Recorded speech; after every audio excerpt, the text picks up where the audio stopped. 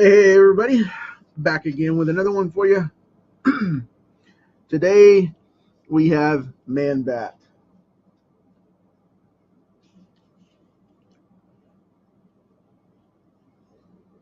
This character is going to be interesting because this is my first time drawing him ever.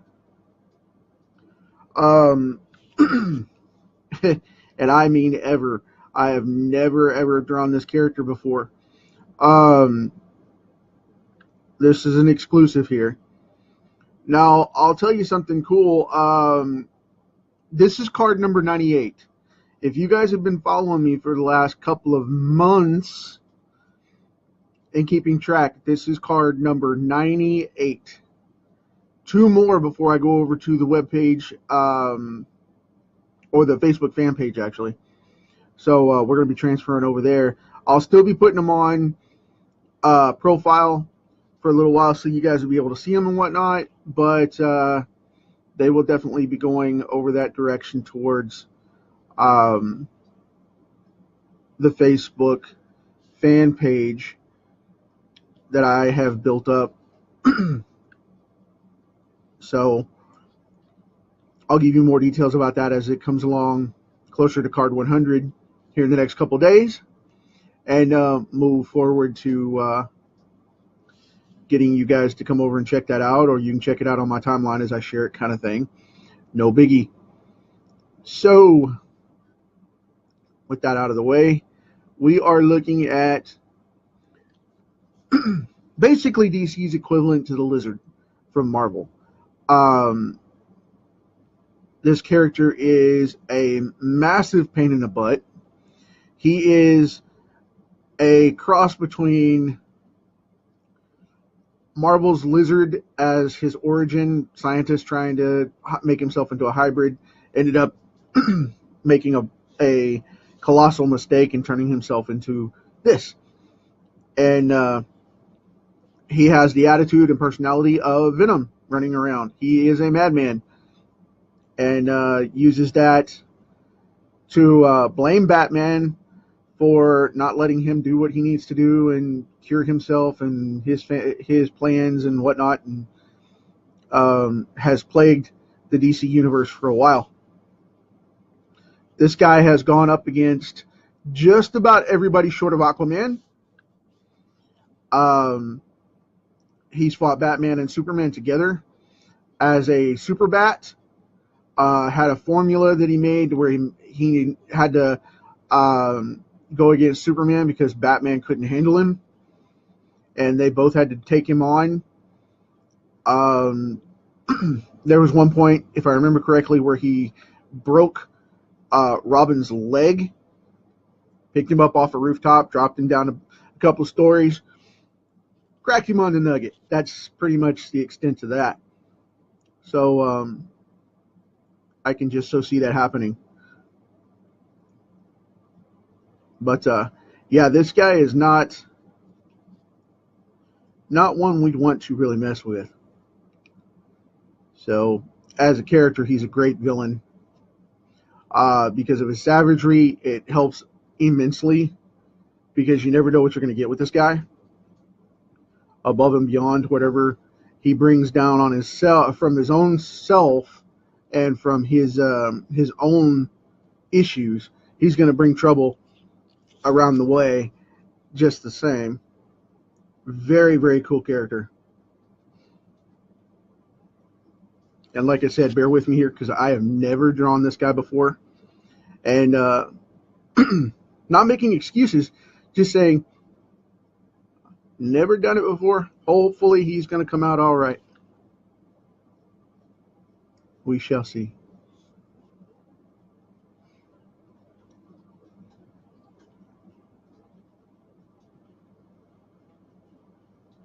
He's got this cool quivering, waverly lip thing going on here. Kind of hard to describe because of the fact that he is a unique dude all the way across the board. This isn't your typical vampire bat type of character.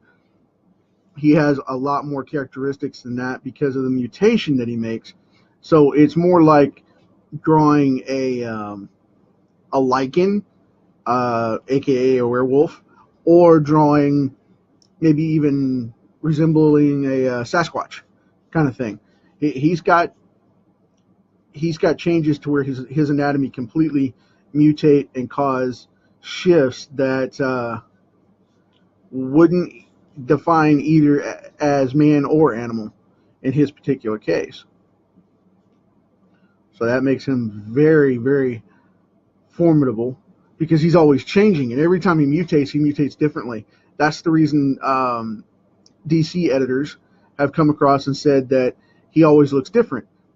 It's not left to artist interpretation. It's he's constantly mutating. He's in a state of constant metamorphosis, like Swamp Thing. And I hope you saw that card yesterday, and that's same principle there. Now I'm giving him this spiked hair mohawk, kind of like a bat would have on top of their head, because they have that crown, which is what a lot of the classic slick-haired vampires that do the whole Widow's Peak thing right here. That's where a lot of that comes from, is the influence of bats from that design. That's where Hollywood got that slick look from. And Bela Lugosi talked about it one time, and he said he always had to do that because he wanted it to look like a bat, and he wanted himself to look like a humanoid demon that would transform into such. Also, I'm doing the wraparound ears that go all the way behind the head, and just are massive, completely out of view. I just like that incarnation where they're big, like the animated series, and like a lot of your other darker type of artists like to do. They like to make the ears go off and look like horns coming out of his head, because it looks a little more devilish than, just big flimsy bat ears hanging off of there. Which is grimacing in its own way if you do it right, but a lot of times they look cheesy, like, why don't you just grab him by the ears and kick him in the head? But which could happen. If you're brave enough to get close enough, it could happen. It could happen. Never know. I'm just doing my best here to make this look like a bat and not turn into a pig snout thing, because I don't want it to get weird. I mean, this is strange enough without having that problem. I can just see it. Oh, man.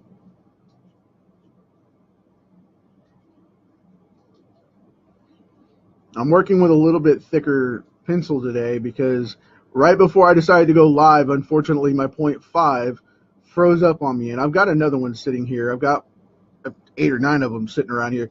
But I thought this would give me a chance to practice line weight control with my 0.7. So I was like, hey, cool, whatever. If you ever get caught up like that, take advantage of it, Take full advantage of it and use it to your benefit and go from there. So we have Man-Bat making grievances. I hate Batman. I look like Batman. So I'm going to put these high gums on him, because bats have high gums because their teeth break off and they actually grow back. I did not know that. Learn something new every day. These are obnoxious and gross little critters. I'm not afraid of them because I grew up around fruit bats all my life. They would get in our peach trees and things like that. And little buggers are vicious. They do not care. When they're eating, they don't care.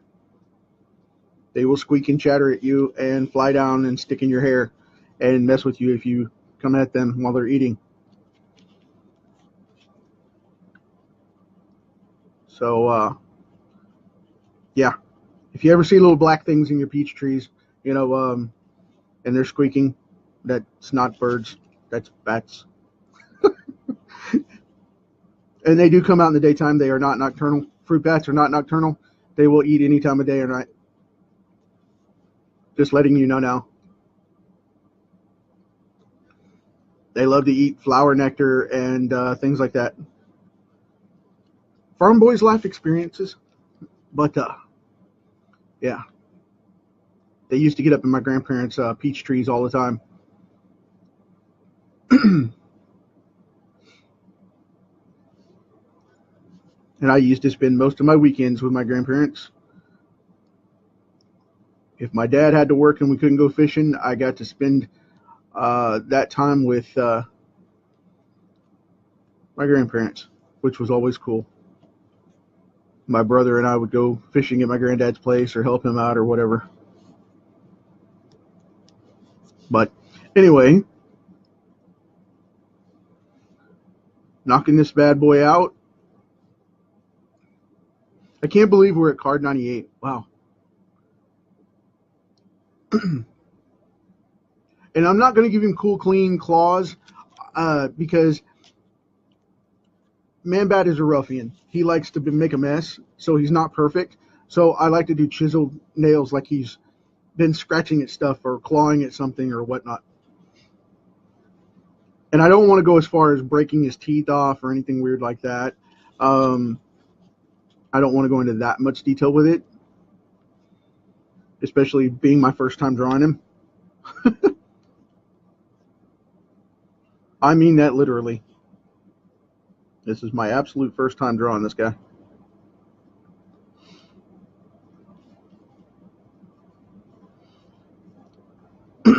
So I don't want to mess him up. Beyond that, now what I am going to do is I'm going to go in and put tufts of hair in here like this, because this is his shoulder. And he has these tufts of hair on his chest and on his delts, and that's about it. And then the rest of it looks kind of manly with the little patches of hair here and there that show up like that to imply hair. And we go off of this way, where we're going to actually skew some hair coming out of the old facial nugget. For the chin here, a couple over here sporadically, and we'll put one or two right there just to show it coming out of places.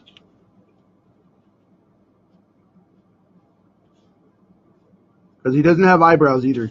He gets these hard ridges, and that all falls away because it turns leathery like a bat. So now I'm going to put in his ear here, his inner ear.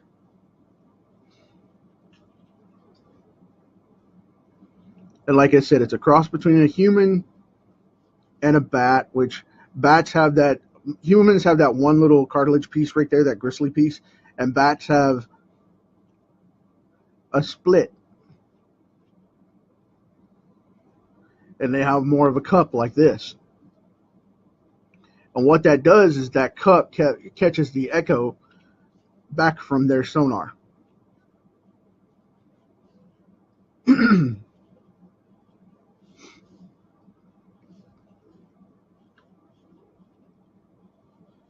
And that's why they have these funny little ridges like this, because it echoes the sound and breaks it up and causes it to reverberate so they know what it is.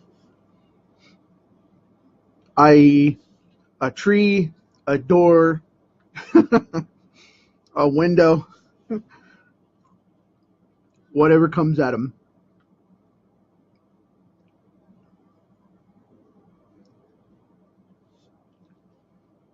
I'm going to do the solid eyeballs here. I'm going to make them one color, and then I'm going to highlight them like that. So it doesn't necessarily have pupils like a human, which a lot of people like to draw him that way, but I'm not going to. And I don't want them to look like pupils. I want that to be light refractive.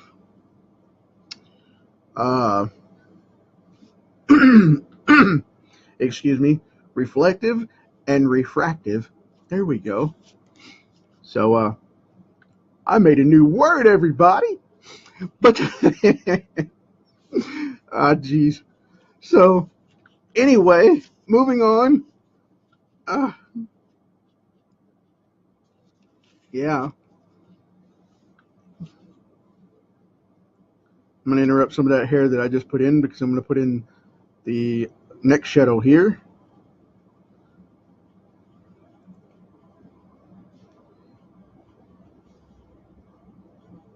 And put in the front of that neck muscle, which I do not know the name of.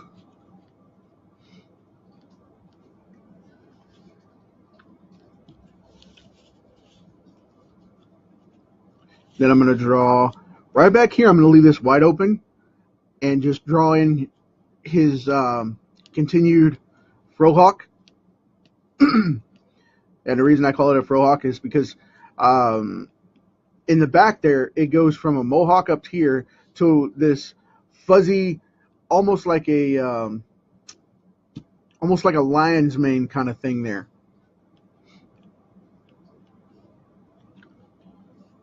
And it almost looks, in the 70s, it kind of looked like an afro from the back, but now it looks more like a lion's mane.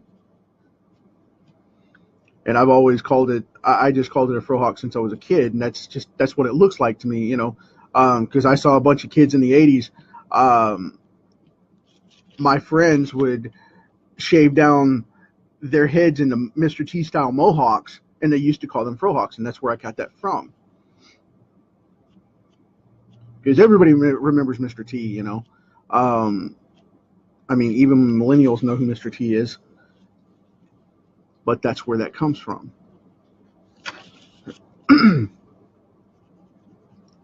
And marking the old clavicle. Now, instead of him having fingerprints, what I'm going to do is because of the bat DNA, I'm going to put in these little gripper ridges, which bats have as a pad on their hand. And a lot of people's man bat drawings don't have that. I'm going to put that there because bats have that. That's how they grip things, is they have little ridges on the skin that hold on to stuff. They don't necessarily just use the fingertips and the claws. A lot of people don't know that they actually have textured fingers like a lizard,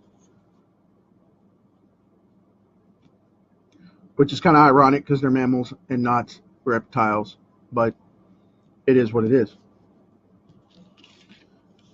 Okay. I'm going to put in some detail for this hand here. Put in a little shading. And I'm going to put in some more detail on his nugget. For those playing the home game, that would be his head.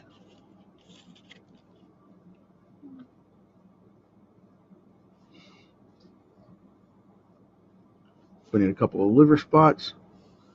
And slash marks, that kind of thing.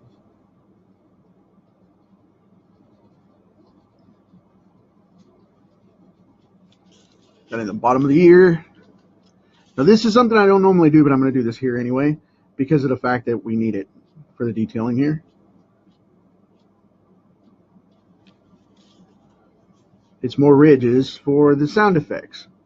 Okay. So we have that going on. And that jawline extends all the way back.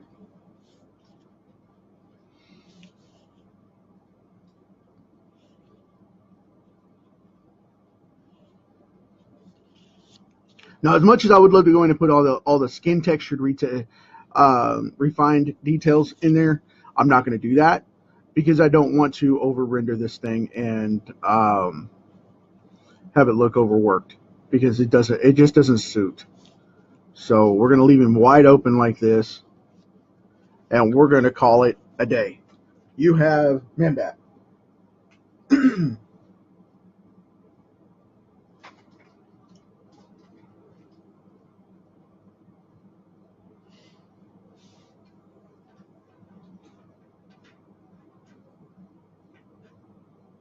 Did I type man-bar at the...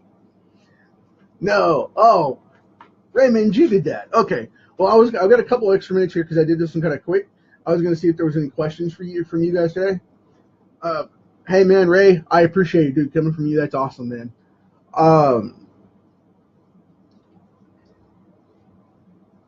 yeah, they reworked him a lot.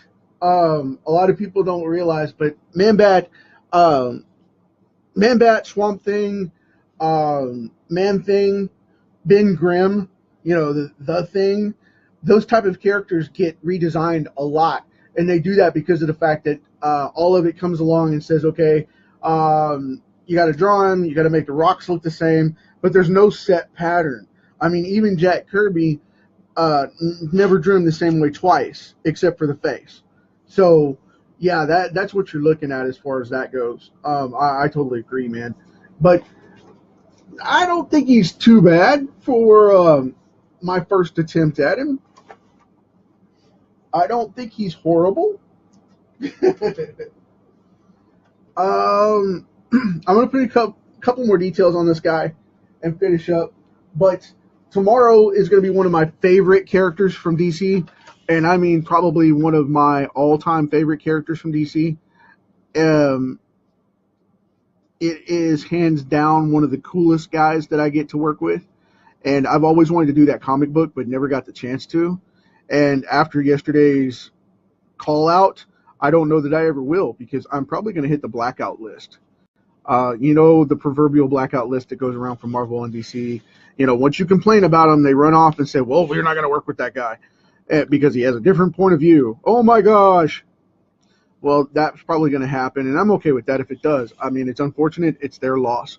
But I'm hoping that in the next couple of weeks here, when my submissions go out, I'm going to submit a package and see what they say and see if they actually are going to reject me or if they're going to be cool about it, and if they're going to listen and maybe let me work on something. But tomorrow, Deadman. That is going to be a phenomenal character to draw. I love that guy. He is an underrated character like nobody else's business. It's just crazy. And he's always underrated. It is a killer character. If you've never read Deadman, go online and check him out right now. You're missing out. He's a phenomenal character. Definitely do it. So I will be drawing him tomorrow, and I'm going to call this done and step out of it now. And I will see you guys tomorrow. Thank you very much for sticking around with me for the last little bit and the next little bit tomorrow. And we'll knock out another one if you show up. Thanks a lot. Keep them coming.